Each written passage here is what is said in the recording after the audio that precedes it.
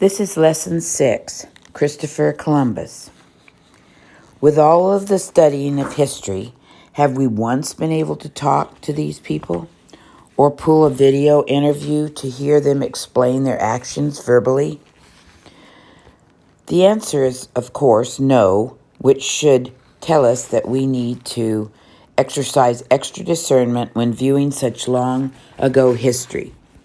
The actions of some people over the years have been twisted to be especially cruel, or have been smoothed out so that their atrocities are glossed over. Neither of these are right. We need to view both sides of a story and take into account all the facts. We also do not know the hearts or thoughts processes of many of these people. All we can do is study history, collect the facts, and hold those facts up to a secondary sources as well as scripture before developing our opinions. Today we're learning the story of Christopher Columbus, a man who is often credited for his discoveries and explorations, but is controversial still to this day. When we learn about this man, it's important to not glorify him, but to instead see him for what he was. In today's lesson, we will present the information about this explorer and his discoveries and allow you to be the judge of his character. And just for a quick Bible break, the verse is, "Every way of a man is right in his own eyes, but the Lord weighs the heart." Proverbs 21:2. And now we can talk about that whenever your teacher decides to do that. Everything we do in life stems from either good or bad intentions, and the same could be said of the explorers who set out around the world during the age of exploration, 15th through 17th century. Some explorers were motivated by good intentions, wanting to find a new land for their people or seeking wisdom and resources to help their country flourish, while others were motivated by greed and sought riches, treasures, or a great name for themselves.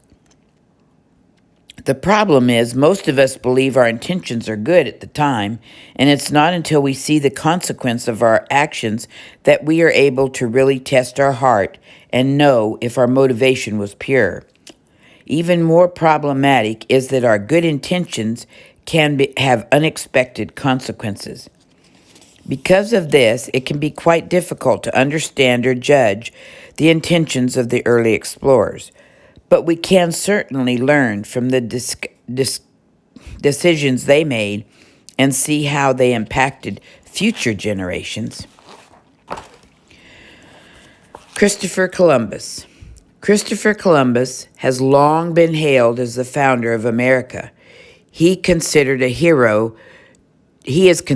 hero to many and is celebrated each year on Columbus Day. But what we will discover, though, through our lessons today and tomorrow is that in history, much like all of life, there are two sides to every story. Let's take a few minutes to learn about the biography of Christopher Columbus and learn about his entrance into the world of exploration. Digging deeper, Christopher Columbus never actually set foot on American soil. So why is he celebrated for discovering America? Do some research with your family and learn a little more about this guy. The early years. Born in Genoa, Italy in 1451, Christopher Columbus was the son of Domenico Columbus, a wool weaver. Early in his life, Columbus spent time working for his father, but he did not intend to become a weaver when he grew up. Christopher had dreams of sailing the world. While he was still a young boy, Christopher and two of his brothers, Bartholomew and Diego, left home to begin their careers in seafaring. Christopher's dream was soon realized, and as a teenager, he secured a job on a merchant ship, making trade trips across the Mediterranean and Aegean seas. He spent many years on the water until one day, in 1476, his ship was attacked and burned. Fortunately, Christopher managed to escape and make his way safely to the shores of Portugal. While there, he met and married his wife, Philippina Montes Prestilio, but his love story was short-lived. Philippa passed away at the age of 29, just a few years after the birth of their son Diego. In the short time following her death, Christopher became more determined to sail and make a name for himself. He began to work out a plan that had been brewing in his mind for quite some time. Little did he know his plan would change forever the course of human history. A better way to sail.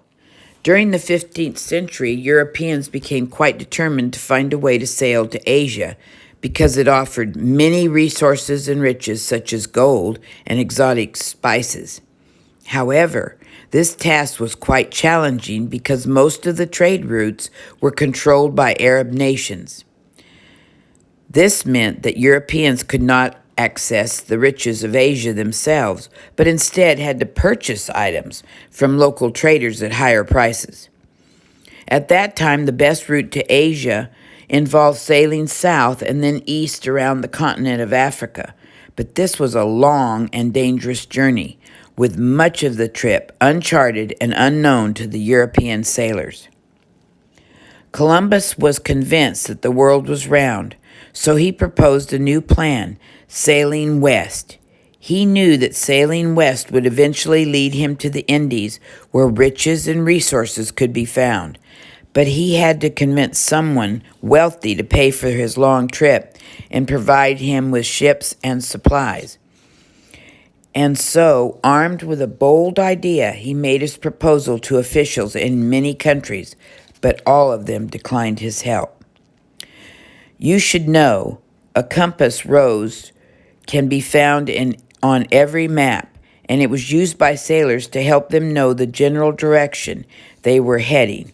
In addition to the cardinal directions of north, south, east, and west, the compass rose also contained the intermittent directions of northeast, southeast, northwest, and southwest. In 1492, King Ferdinand and Queen Isabella of Spain, who were also motivated by fame and fortune, agreed to sponsor Christopher Columbus. On August 3rd, 1492, Columbus set sail for the Indies. He and his crew headed west into the uncharted waters.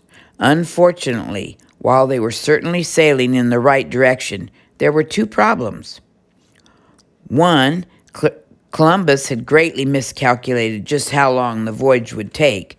You see, he knew the earth was round, but he did not know its circumference, the distance around it. He thought the earth was relatively small, and so the voyage would not take very long. Despite experts in many nations disagreeing with him, Columbus insisted that the voyage west would be a short one.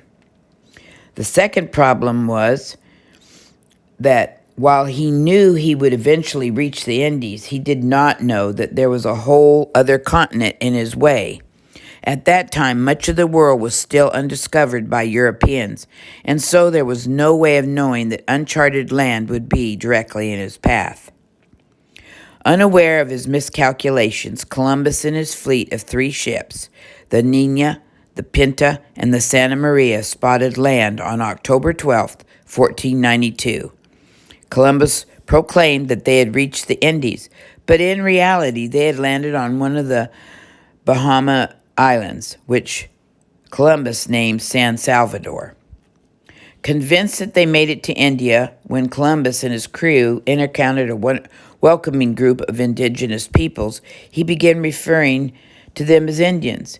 They traded cotton, glass, and parrots with the men. But Columbus was not impressed by these meager gifts. He was more interested in the small pieces of gold that adorned their clothing and their well-built, strong features. In his journal, Columbus made this note that they would make excellent servants and could be easily captured. You should know the term Indian is still widely used when speaking of all indigenous Americans. However, it is not an appropriate title. Indigenous American is a better term, but even that not take into consideration the names of the hundreds of tribes who were present when Europeans discovered America. It's important to remember that indigenous people groups all had unique names, identities, and languages when the Europeans first landed on the shores. Columbus and his crew spent months sailing from island to island, searching for the riches of the Indies, but not finding much of worth. Still, he remained convinced that they were indeed in Asia. When they visited the island now known as Cuba, Columbus was convinced it was the mainland of China. When they came ashore on Hispaniola, he was quite certain it must be Japan. But just as he had been with his original calculations, Columbus was mistaken. This was uncharted territory and became known in Europe as the New World. Take time out on a globe or map of the world and find Spain. Next, find the Bahamas. Finally, find India. Was Columbus near Asia or still quite far away from it? That's a good thing for you guys to look up. Unfortunately, during his explorations, one of Columbus's ships was damaged off the coast of Hispaniola. With the help of his indigenous tribe, the Taino, he and his men used the wreckage to build a small settlement, which he named Villa de la Natividad, Christmas Town. This is some debate over whether or not Columbus purposely grounded his ship. Such a perfectionist and experienced sailor would be highly unlikely to make such a mistake, and the fact that he has just so happened to benefit from establishing a settlement raises eyebrows in history circles.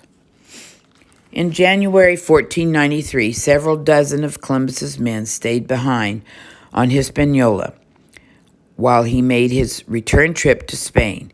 Columbus had not found much by means of treasure, but that did not stop him and his crew from greatly exaggerating their experience and findings. This exaggerated story won favor with the monarchs and earned them a second trip across the sea. While Columbus had originally set out in search of personal gain, his journey was about to change the course of history for both Europe and the Americas. That concludes our lesson 6 for the day.